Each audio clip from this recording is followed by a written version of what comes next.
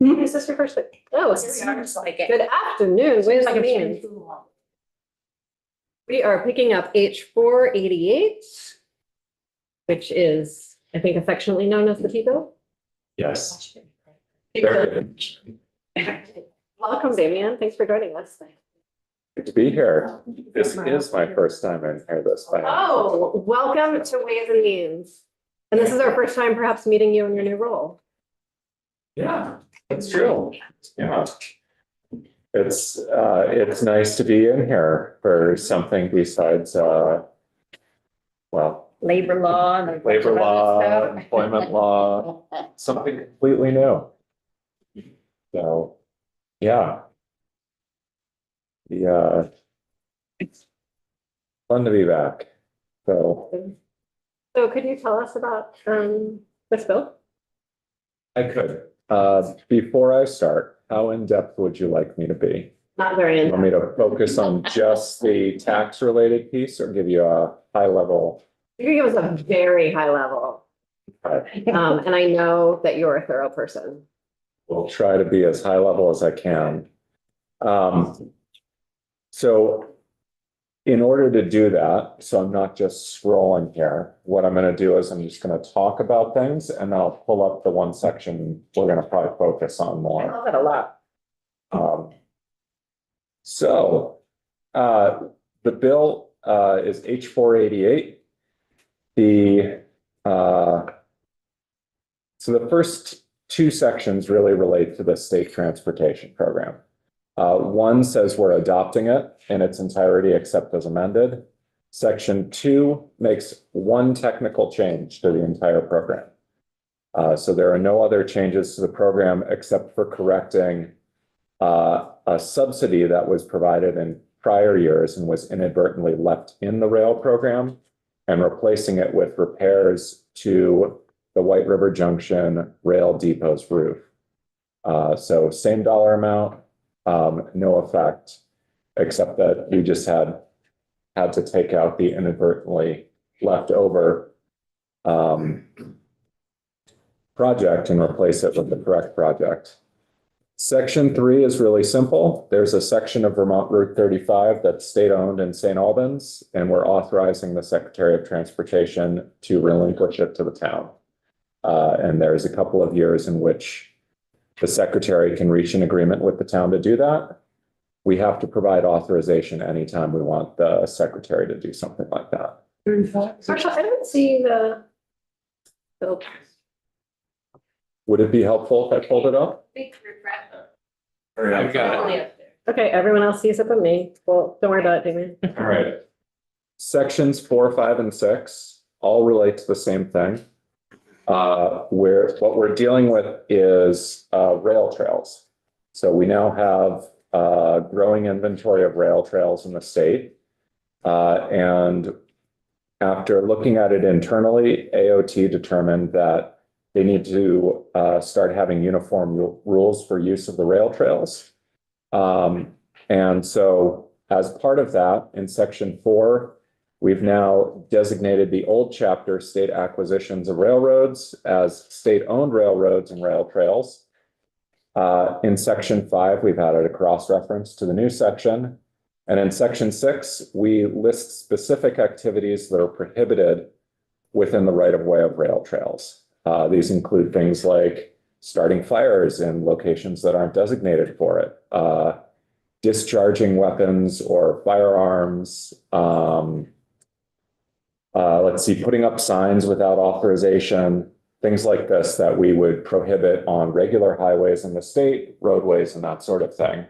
Importantly, we're not doing things like regulating the right of someone to carry a firearm or to put up a sign once they get permission. And so for political signs was the question that came up downstairs. Same as on the highways, there will be general rules for those signs where you can put them, et cetera. And then when you have to remove them by, just like when you're putting up your signs in campaign season. So.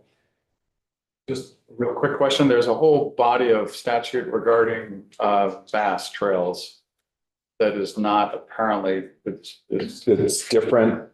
It's a different body of law from this. So there's some similarities and some differences. Okay, so some, in there, there's prohibitions on operating a vehicle under the influence. Does that not apply to rail? And here, there's prohibitions on operating a vehicle, a motorized vehicle, outside of very limited circumstances. When the VAS trails are open and the rail trail is part of the VAS network, you can operate your snow machine on there. E-bikes, maintenance vehicles, that's basically, and emergency vehicles are basically allowed to be operated on the rail trails. Otherwise, you would already be in violation just by operating your vehicle there. The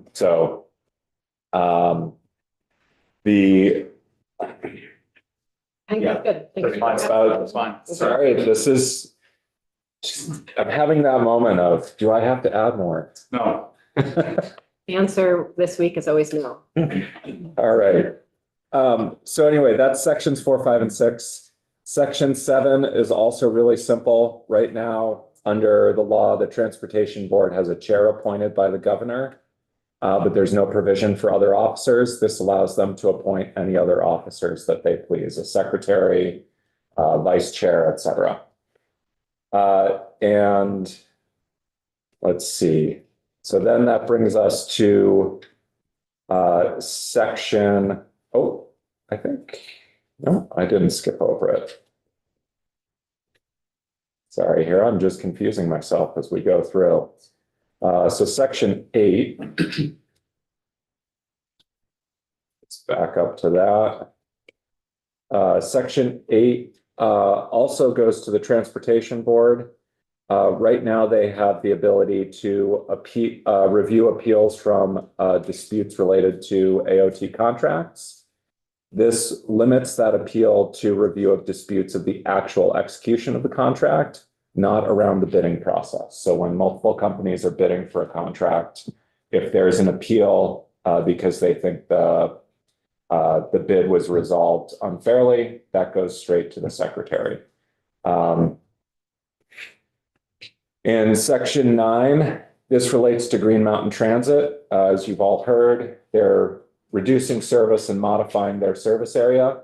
That's still being negotiated. So we've updated their language because unlike our other transit authorities, they operate pursuant to a charter. So the charter says now, or will say, they shall operate in Chittenden County, and then they may operate outside of Chittenden County, depending on the AOT transit grant process. And this will allow them flexibility going forward to expand and contract their service depending on needs. We've also repealed in there some obsolete language from the 1970s when we first set up the transit authority. Delightful. Yes. Section 10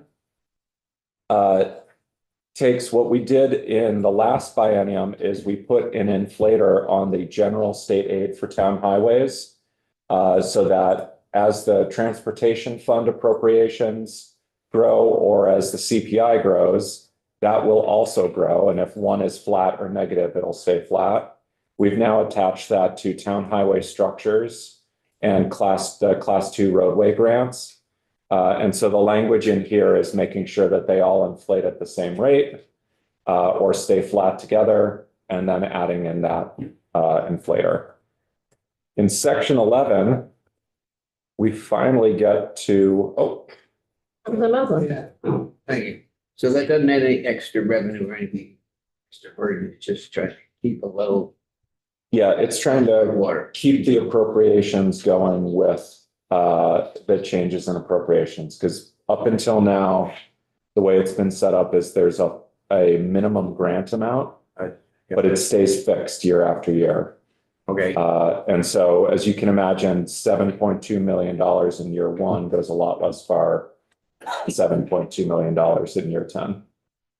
okay, bummer, but no, Yeah, so this will allow for some slow growth there. okay.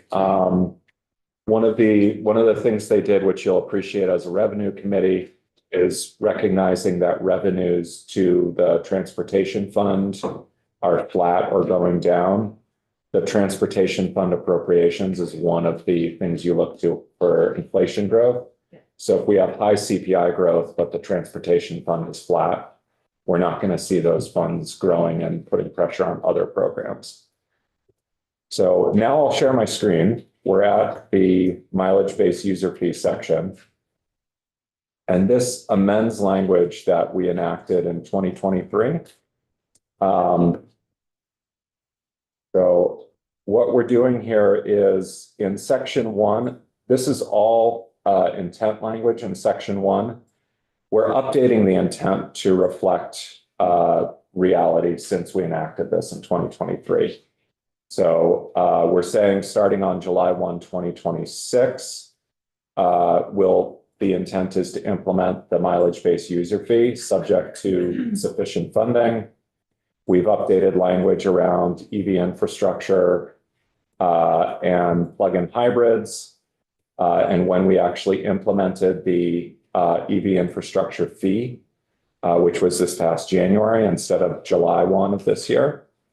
And then in the next part of this section, we're looking at the mileage-based user fee authorization, and we're updating this to reflect the actual amounts of money that were appropriated in FY25. So we did 350,000 in FY24 and another 350,000 in FY25. And then we're allowing the agency to utilize a mix of state and federal funding, assuming that any federal funding can be pulled down for this. That's currently subject to a 90-day review, and we're not sure what's going to happen with it. And then again, saying subject to the availability of sufficient funding, really hedging our bets here because of the federal funding complications. And then in the design, this is all intent language. The only real change here is that previously inspection mechanics were going to be more closely involved in the first sort of envisioning of how the mileage-based user fee would be collected. They're still planning to use inspections to sort of true up mileage, but that will just be sent to the agency now, and then individuals will be assessed the user fee by the agency, not at the time of inspection or something like that. So you won't have your local inspection mechanic saying, so it's $60 for the inspection or whatever it is. Was that envisioned at one point? So that I think this is clarifying that. I haven't been with this long enough to Okay. answer that question, and Patrick. I don't remember anyone ever talking about that idea. But this is clarifying that. So, and Patrick, just feel free to like throw something if I get off track here. First way to be acknowledged, but yeah. But anyway, we're also adding in language here that if there isn't a recorded odometer reading, the user fee would be based on the 98th percentile of mileage. So that's a very high mileage user fee if you don't have a recorded odometer reading that goes in. And then additional updating of dates, and then updating on the payment schedule, which could be annual, quarterly, or monthly, or within 60 days after a terminating event, like selling the car or moving out of state. And then there is a new intent section here that the mileage-based user fee for a battery electric vehicle, also known as an all-electric vehicle, would be tied to the amount that would have been collected under state and federal gas tax. Because Federal. yeah, previously it was state, Yes. but you're also not paying the federal gas tax, and there's currently no real motion at the federal level on setting up a federal mileage-based user fee. So although there was authorization to start developing that, nothing has happened.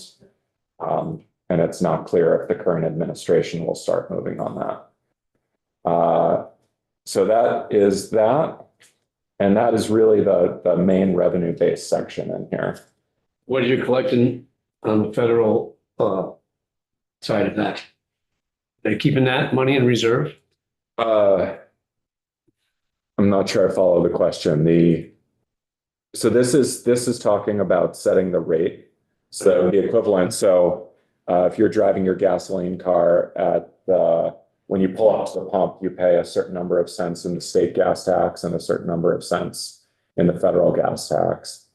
And this is basically saying, since no one would be collecting the federal gas tax at this time, the mileage-based user fee, at least initially, would be set to reflect that full amount of tax that you would otherwise pay. And then channel that to state road projects. Can you go further up and remind me of what we're doing to the existing sort of interim fee that we created? Sure. So that's actually in last year's bill. Yes. I Are we can, leaving that fee in place? so the way that's going to work is the fee on all electric vehicles is set to be repealed as soon as the mileage-based user fee goes into effect. And where in the language is that? That is in statute, so it's not in this language here. But I can pull that up for you. It's in 23 VSA If 601. you could, that would be. Yeah, happy to do that. Let me just get that.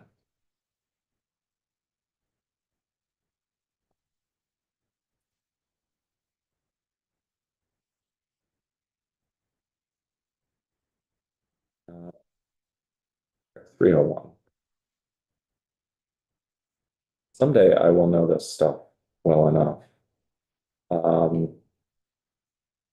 There we go, 360. Someday. Feels strange not to know statutes off the top of my head after 11 years here. So, Good to always be growing and learning, right? yeah, it's fun too. So right now, this is the infrastructure fee for battery electric vehicles here in B. C is plug-in hybrids. So battery electric vehicles basically pay double the annual registration fee. They pay their registration fee and an equal additional amount in the infrastructure fee starting on January 1 of this past year. What's going to happen when the mileage-based user fee comes online is that provision will be repealed. Plug-in hybrids will not pay the mileage-based user fee initially, at least as things are currently set up. So they'll continue paying the 1/2 of the infrastructure fee amount and the gas tax on whatever they consume in gas. Thank you. Any other questions about this language? I have lots of questions for Logan, but. The only other thing that's in the bill, I'll just note, is with that infrastructure fee, that was set up to transfer to pay for ACCD's EV charger program, where they provide grant funding for level 1 and 2 chargers. That was inadvertently omitted from the governor's recommended proposal. So then the last section of this bill takes that money and appropriates money to from the transportation fund to the agency to provide to ACCD for that program. So, and that's based on the estimated amount. So, and that would presumably go away too at some point in the future, but for now, we're doing it on a year-by-year appropriation basis. Great. Any more questions for Damien? Yep. Is the actual mileage-based user fee specified here? No, that's still being developed. Okay. So the place we're at right now is there was a federal grant approved. It is held up in a 90-day review. And we don't know if it's coming. That was the money that was being earmarked to develop the details of the user fee. Okay. How do we measure the miles? What's the fee going to be? All the ins and outs of how you figure out the details of it. Right now, we have $700,000 of state money that's been appropriated. And Patrick can talk more about this here, but I think it's more than $3 million of federal money that's held up. Is that right, Patrick? Patrick, would you like to join us with your? No. Thank you, Madam Chair. For the record, Patrick, Murphy, my agency transportation. So we sought a $3.75 million grant from Federal Highways Administration. Of that, 700,000 was the cash match that you all approved in the past 2 fiscal years, and then 50% was just in-kind match. So it's $3 million in total coming from the federal. Ideally, coming from the federal government. To help develop, To help develop and design and decide how much it's gonna be. So and all that. we have a couple of different vendors that we work with for the DMV IT core systems. And so it's a matter of figuring out how the vehicle inspection process talks with the registration process and comes together in the form of a fee. But then actually setting a number for the fee. Yes, we plan to bring back to the legislature in January statutory language that we would recommend, as well as rate setting. 20 cents, or Yeah. whatever the number is. That's right.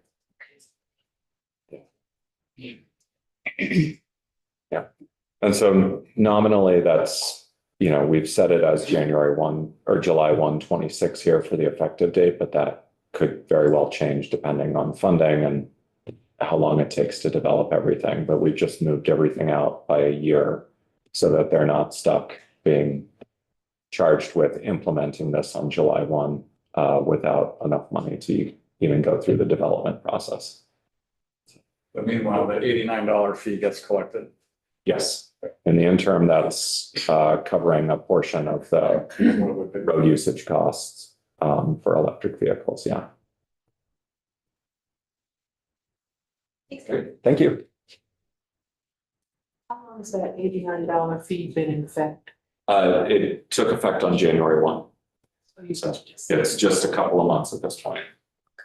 Thank you. And my memory is that when the bill left the House last year, it did not have it, and then the Senate added it last year, and then we agreed to keep it in. Is that bill signed into law? It was, in fact, it was, I believe, the administration that wanted to put the in the first place. Interesting. I thought so too, at the time. Logan, would you like to join us?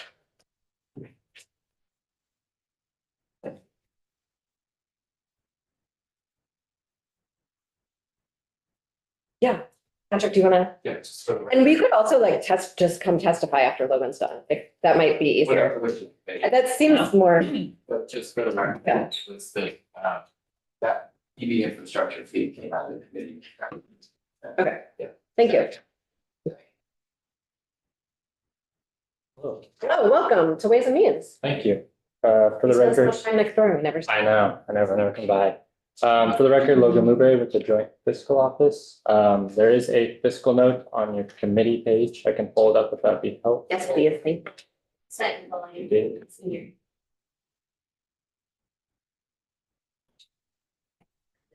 Please do.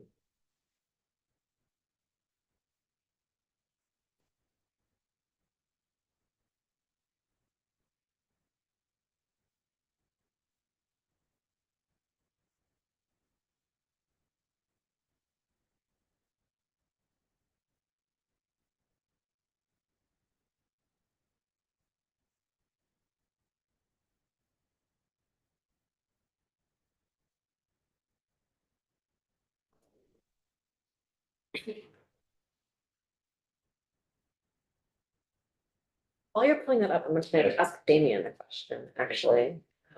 There's a line, approximately equal or equivalent or something in here about the mileage based. User fee, The state and federal. yeah, Yeah. approximately equivalent.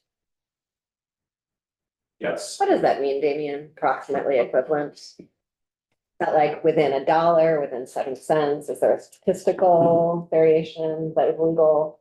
There is definitely not an exact mathematical amount there. I think one of the difficulties is there's some variability in the amount of gas tax. And there's also variability based on your miles per gallon in what you would collect. And so what we're trying to ask them to do is figure out what would be approximately equivalent, understanding that, you know, an EV may get, you know, 84 miles per gallon equivalent, 96 miles per gallon equivalent. So your, versus a car that might be getting 25 miles a gallon, or if it's a hybrid, it might be getting 45 miles a gallon. But they're paying the same gas tax when they go to the pump. And what you're really looking at, we're not collecting a kilowatt hour fee where you could try to match it up to something that's equal, because you can figure out how many kilowatt hours per gallon of gas in terms of energy. So what we're saying is, taking into account the fact that they're driving this many miles, if they were driving an internal combustion engine, approximately what would they be paying in gas tax, and set the rate to be roughly equivalent to that, or roughly equal. But you're not getting, the reason I chose approximately equivalent is because it would be, maybe you can do it with a lot of time and energy. You could get an exact equal amount to the average charge per mile that an internal combustion engine driver pays. But it'd be very difficult, so just get it close. Thank you. Just get close. Yes. Okay, that was the answer. I didn't think that. Yeah, Okay. sorry, I took me a while. No, I love it. Thank you. Logan, can you tell us about all the just get close math we have? Yes, so within the bill itself, there's not many sections that have a fiscal impact at all. Actually, this bill is estimated to have a de minimis impact.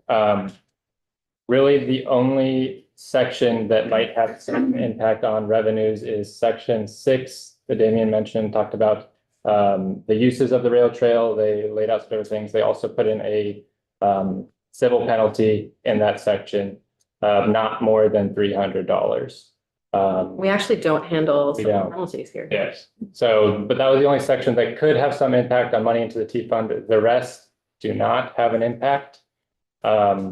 I put these sections in here because I thought they'd be useful just to look at for your committee, and then appropriations as well. That's the section 10, the appropriations for the state aid to town highways, as Damien talked about, sort of changing how we determine what that appropriation will be, the mileage-based user fee language change, and then the change in authorization for spending money for the Drive Electric Vermont program.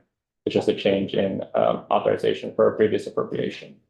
But other than that, there's not much of a fiscal impact associated with this bill. Do you have a sense of what the fiscal impact would be once the mileage-based user fee So went I into effect? don't, I would defer to the agency. I think they have more of the sort of details and could give you a better guess of what they're currently working on. Great, thank you. Any questions for Logan? Okay, thank you. Great. Patrick, you want to join us? Thank you. Sorry we didn't schedule you. Got a lot of moving parts these days.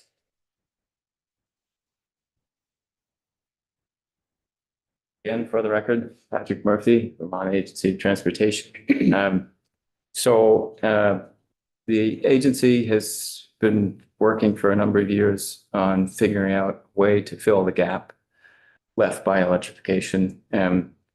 We've invested a lot in vehicle incentives and infrastructure, and that's been successful. So it creates a problem on the revenue side. And we expect at about this point, given that we have about 18,000 plug-in electric vehicles, about 10,000 or so, 11,000 battery electric, fully electric vehicles, we're probably losing over $2 million in revenue this year alone. So by the time we were to be able to implement this, it's by July 1, 2026, could be significantly higher. So somewhere between $4 to $5 million, expecting the rate of EV adoption to grow over the next, year and a half. That's where we could be. One of the new elements that was added this year at the request of House Transportation is just to look at not just approximately equivalent to state gas tax paid by an average vehicle, but also to look at the federal tax.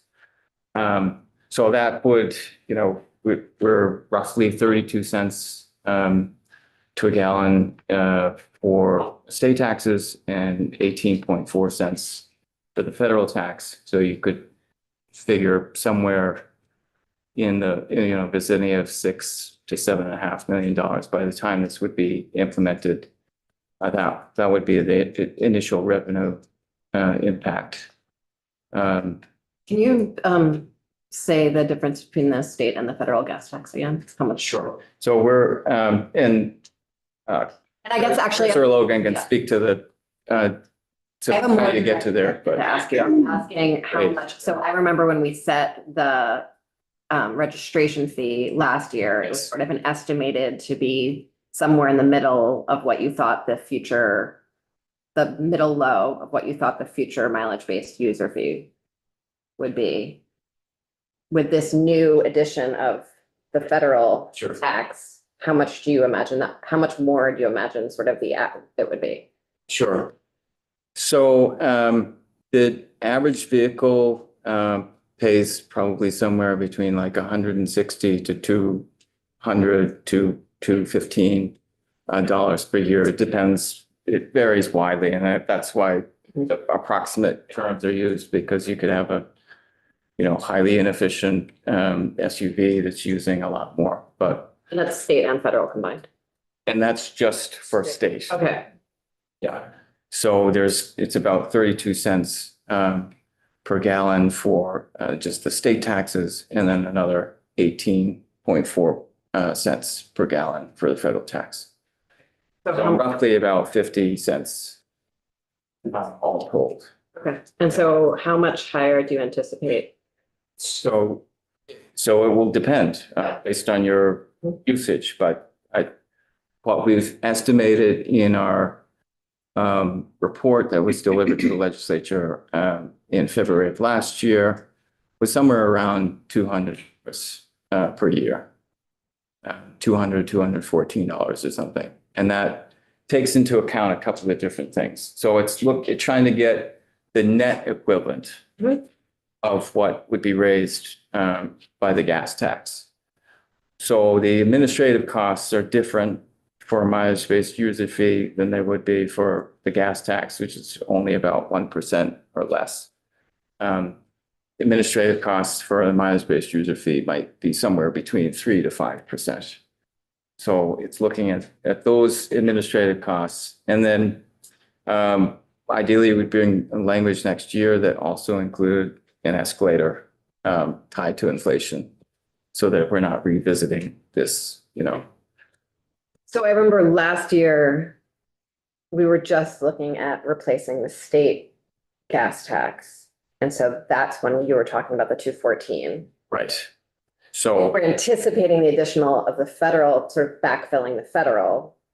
Backfilling is probably the wrong word, but whatever we want to call it. Sure. Adding the federal, Yeah. how much, and I don't want you to, I know you haven't done the whole study, sure. but I think one of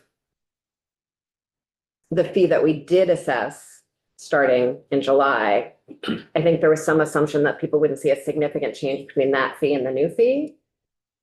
And I'm wondering if with the addition of the federal, we will see more of a change. And so I'm just trying to anticipate what that is for Yeah. next year in some vague way Right. in order to sort of prep for it. It's basically around 50% more. Thank So you. if It's, Okay. yeah, Maybe 30, like around 300 a year. it could be, Okay, yeah. thank you. I know a lot of people just use their EVs around town, and so that would be a very different, but Yeah. okay, thank you. And that's based on an average of 12,000 miles a year. Yeah. What else do you want to tell us? I mean, I think that's the gist of it. I mean, we've applied for federal funding and we were awarded in November of this year, the $3 million. And with the change in administrations, that's been held for review. We're hopeful that we'll be able to access that eventually. But obviously we're in uncertain times. So that's why the delay from, just trying to understand the. Yeah, so this, It seems like a lot of money to come up with a formula, but you're talking about implementing it as well in order to make your software be able to accept the payments in the right ways. Am I understanding that correctly? that's right. Okay, so there's programming involved and there's that kind of stuff. That's where some of the $3.7 million. Right. Yeah. Okay, and And there's all kinds of communication that has to take place with. yeah. Right, out to the owners and that kind of stuff, dealers, public. Yeah. That's why, all right. But in terms of, we brought this to the legislature in 2023, when the Act 62 language was adopted. This was included in the bipartisan infrastructure law in, the fall of 2021. They didn't issue a notice of funding opportunity until this past spring.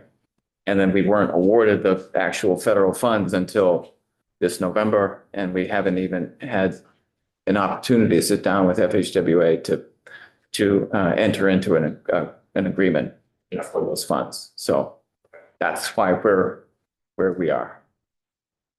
Thank you. Representative Feltes. So why are we trying to recover the lost federal income as well as lost state income? So Representative Couch was here, but anticipating that question, maybe I will attempt to answer on behalf of the committee, having been there for the discussion. I think the intent was that they've been looking at the broad picture of where the transportation fund is at this moment, what the needs are for local cities and towns. And you heard earlier about the escalator language that was included in this year's T-bill for that local aid. And I think they were feeling like this is a lost opportunity if they didn't include the federal funds. I think it was their intent that any language the agency brought back in January would include a sunset to that, in the same way that the EV infrastructure fee would sunset on implementation of a mileage-based user fee.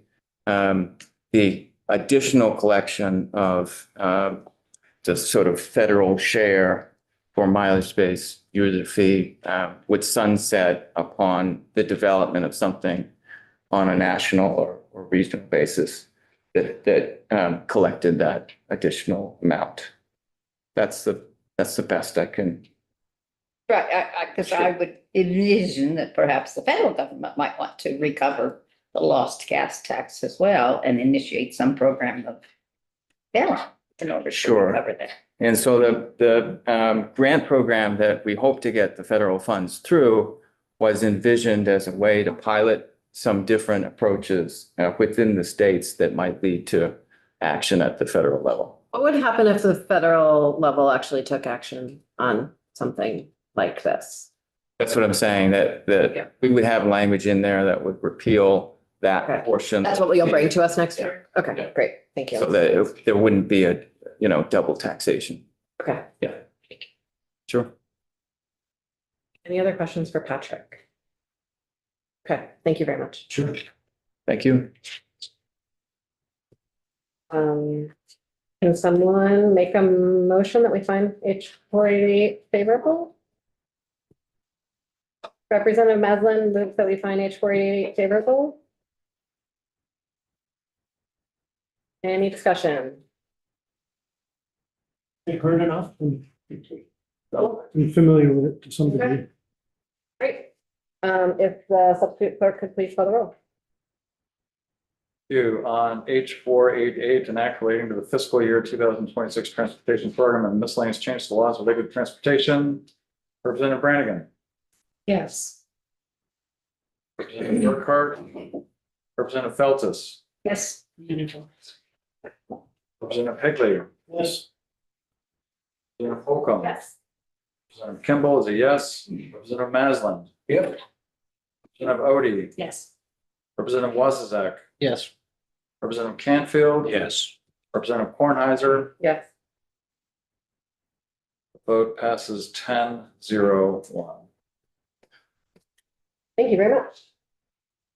Folks, we're going to take a brief break while our bill finishes on the floor, and then we are going to hear from Emily Byrne on H49, the new act, an act related to fiscal year 2025 budget adjustments. So please don't leave the zone.